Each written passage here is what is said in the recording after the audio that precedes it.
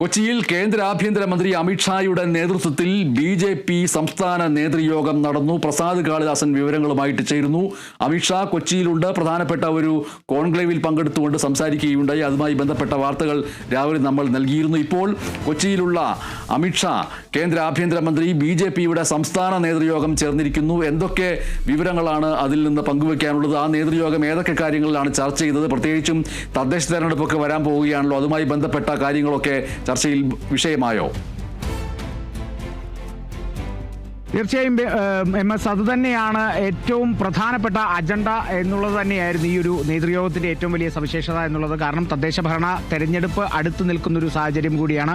അതോടൊപ്പം തന്നെ BJPക്കെതിരെ വലിയ രീതിയിൽ ആരോപണങ്ങൾ സംസ്ഥാനത്ത് ഉയരുന്നു എന്നുള്ളൊരു വിലയിരുത്തൽ കൂടി ആ ഒരു യോഗത്തിലുണ്ടായി. കാരണം നമുക്കറിയാം കഴിഞ്ഞ കുറച്ച് ദിവസങ്ങളായി എത്തരത്തിലാണ് നേരത്തെ ഉണ്ടായിരുന്ന കന്യാസ്ത്രീകളുടെ അറസ്റ്റെല്ലാം ഇവിടെ വ്യാഖ്യാനിക്കപ്പെട്ടത്. അല്ലെങ്കിൽ കേരളത്തിൽ അത് BJPയെ എത്രത്തോളം താഴ്ത്തിയിട്ടുണ്ട്, ഈ ആരോപണങ്ങളെല്ലാം എത്രത്തോളം BJPയെ പ്രതിരോധത്തിലാക്കിയിട്ടുണ്ട് എന്നുള്ളതെല്ലാം ഒക്കെ നമ്മൾ കൃത്യമായി കണ്ടതാണ്. അതിൻ്റെ രാഷ്ട്രീയ ചലനങ്ങളൊക്കെ തന്നെ നമ്മൾ റിപ്പോർട്ട് ചെയ്തതാണ്, നമ്മൾ പഠിച്ചതാണ്.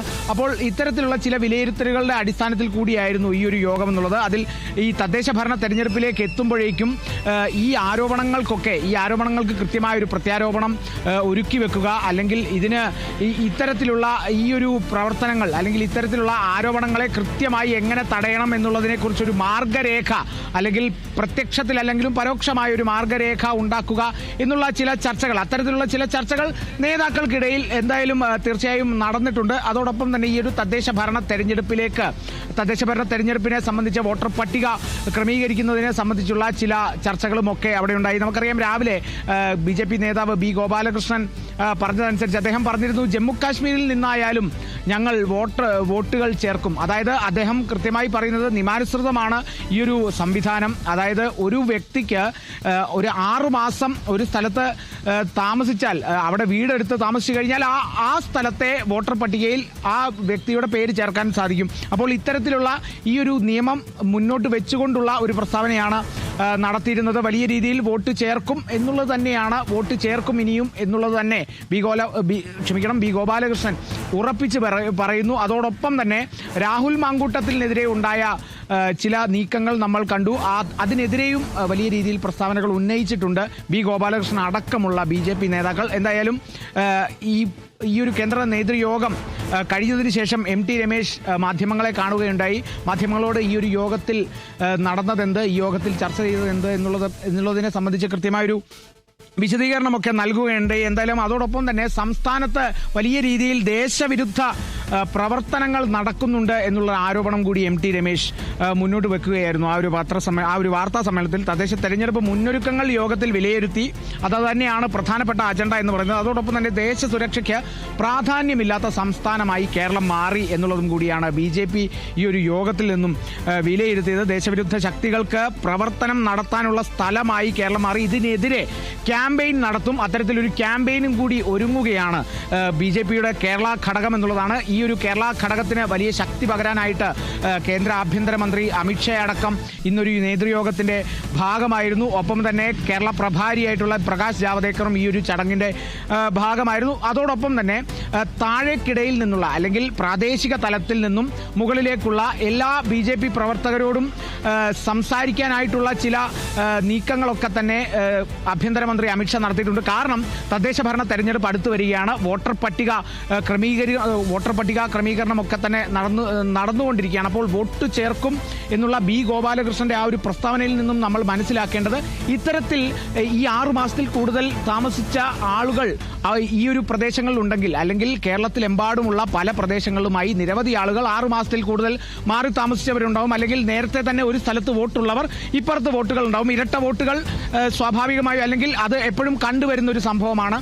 ഇത്തരത്തിൽ വോട്ടുകൾ ചേർക്കും എന്നുള്ളത് തന്നെയാണ് B. ഗോപാലകൃഷ്ണൻ പറഞ്ഞത്. അതിലൊരു മാറ്റവുമില്ല. അതിൽ വലിയ രീതിയിൽ ഒരു വിവാദത്തിലേക്കൊക്കെ പോവുകയും ഒക്കെ ചെയ്തു. എന്തായാലും ആ വിവാദങ്ങളൊക്കെ ഒരു ഭാഗത്ത് അങ്ങനെ ആളിപ്പടരുന്നുണ്ട്. എന്തായാലും വോട്ട് ചേർക്കും, അല്ലെങ്കിൽ നിയമാനുസൃതമായിട്ടുള്ള വോട്ട് ചേർക്കും. അത് ഇന്ത്യയിൽ സ്വാഭാവികമാണ്, ഇന്ത്യയിൽ അത് നടക്കുന്നതാണ്, ഇന്ത്യയിൽ നിയമാനുസൃതമാണ് എന്നുള്ളതും കൂടിയാണ്. അതിന്റെ അടിസ്ഥാനത്തിൽ കൂടുതൽ വോട്ടുകൾ ചേർത്തവരെ കൃത്യമായി അനുമോദിക്കുക എന്നുള്ളൊരു കാര്യം കൂടി കേന്ദ്ര ആഭ്യന്തരമന്ത്രി അമിത്ഷാ ഈ ഒരു ചടങ്ങിന്റെ ഭാഗമായി ചെയ്തിട്ടുണ്ട്. അതോടൊപ്പം തന്നെ അവരോടൊപ്പം ഇത്തരത്തിലുള്ള പ്രാദേശിക നേതാക്കളുമായി ചർച്ച നടത്തി എന്നുള്ളതും കൂടിയാണ്. ഇനി അങ്ങോട്ടുള്ള തദ്ദേശ ഭരണ തെരഞ്ഞെടുപ്പ് മുന്നൊരുക്കങ്ങൾ തന്നെ ചർച്ച നടത്തി എന്നുള്ളതും കൂടിയുണ്ട് ഈ ഒരു നേതൃയോഗത്തിന്റെ ഭാഗമായി നടന്ന ഒരു കാര്യമെന്ന് പറയുന്നത്.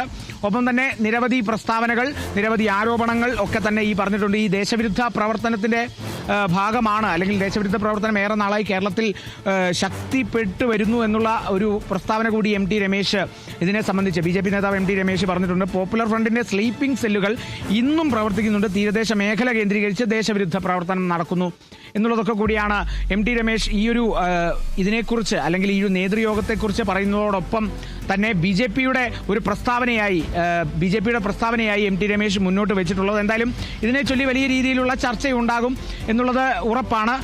ഒപ്പം തന്നെ ഇപ്പോൾ തന്നെ ഈ ഒരു നേതൃയോഗത്തിൽ പങ്കെടുക്കാനെത്തിയ B ഗോപാലകൃഷ്ണന്റെ ആ ഒരു പ്രസ്താവനയും വലിയ രീതിയിൽ ചർച്ചയാവുന്നുണ്ട്. ഇതിനോടൊപ്പം തന്നെ രാഹുൽ മാങ്കൂട്ടത്തിനെതിരെ പ്രതിഷേധം കടുപ്പിക്കാനും തീരുമാനിച്ചിട്ടുണ്ട് കേരള BJP ഘടകം എന്നുള്ളതാണ്. ഈ ഒരു നേതൃയോഗത്തിന്റെ ഭാഗമായി അമിത്ഷാ എന്തായാലും ജില്ലയിൽ തന്നെയുണ്ട്. നാളെ തൃശ്ശൂരിൽ ഇതിനെ സംബന്ധിച്ചൊരു ശില്പശാല നടക്കുന്നുണ്ട് BJPയുടെ.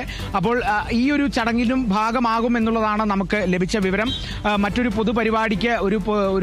പൊതുപരിപാടിക്കായി എത്തിയതാണ്. അതോടൊപ്പം ഈ ഒരു നേതൃയോഗം തന്നെയായിരുന്നു ഏറ്റവും പ്രധാനപ്പെട്ട. അതോടൊപ്പം തന്നെ ആ ഒരു മറ്റൊരു പൊതുപരിപാടിയിലേക്കുമൊക്കെ അദ്ദേഹം പങ്കെടുത്തു എന്നുള്ളതാണ്. ആ പൊതുപരിപാടിയിൽ അദ്ദേഹം പറഞ്ഞ ഒരു പ്രസ്താവനയും ഒക്കെ നമുക്ക് ഈ ഒരു സാഹചര്യത്തിൽ വേണമെങ്കിൽ പറഞ്ഞു പോകാം. കാരണം തദ്ദേശ ഭരണ തെരഞ്ഞെടുപ്പിനെ കുറിച്ചാണ് ഈ ഒരു നേതൃയോഗം ചർച്ച ചെയ്യപ്പെട്ടത് എന്നുള്ളൊരു സാഹചര്യത്തിൽ അദ്ദേഹം ആ ഒരു പൊതുയോഗത്തിൽ പറഞ്ഞ ഒരു പ്രസ്താവന എന്ന് പറയുന്നത് ഈ ഒരു സമയത്ത് അത് ചൂണ്ടിക്കാട്ടം തന്നെയാണ്. കാരണം വരും കാലം, അല്ലെങ്കിൽ വരുന്ന തെരഞ്ഞെടുപ്പുകളിൽ വലിയ രീതിയിലൊരു മുന്നേറ്റം BJP കേരളത്തിൽ ഉണ്ടാക്കുമെന്നുള്ള കാര്യങ്ങൾ കൂടി ആ ഒരു പൊതുപരിപാടിയിൽ അദ്ദേഹം കേന്ദ്ര ആഭ്യന്തരമന്ത്രി പറഞ്ഞു പോയിട്ടുണ്ട്. എന്തായാലും തദ്ദേശ ഭരണ തെരഞ്ഞെടുപ്പ് ഉള്ള മുന്നൊരുക്കങ്ങളെല്ലാം പൂർത്തിയായി 25 ഇനം പരിപാടികൾ സംഘടിപ്പിക്കാനാണ് പാർട്ടി ഒരുങ്ങുന്നത് എന്നുള്ളതും കൂടി MT രമേശ് ഇതിനെ സംബന്ധിച്ച് കൃത്യമായി പറഞ്ഞിട്ടുണ്ട്. നേതൃയോഗം മികച്ച രീതിയിൽ തന്നെ നടന്നു എന്നുള്ളതാണ്.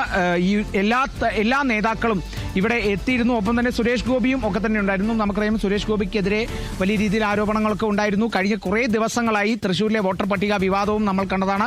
സുരേഷ് ഗോപിക്കെതിരെയുള്ള പ്രതിഷേധങ്ങളടക്കം നമ്മൾ കണ്ടതാണ്.